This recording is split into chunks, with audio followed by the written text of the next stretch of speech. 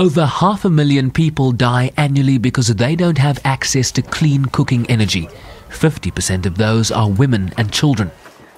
We have 700 million people, Africans, that do not have access to clean cooking energy.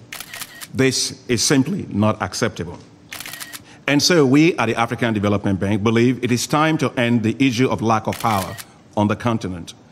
We must take bold steps, think differently, and act with a greater sense of urgency.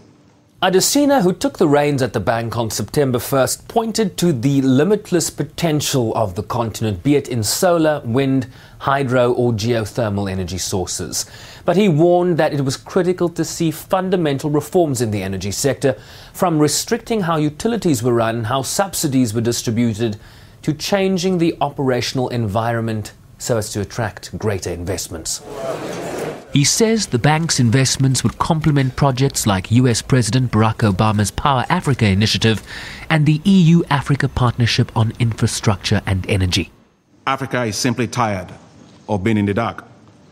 That is why at the Africa Development Bank, we have launched what we call a New Deal for Energy in Africa to fast-track the universal access to power by 2025. He called for political will as a crucial element to ensure that Africa kept the lights on.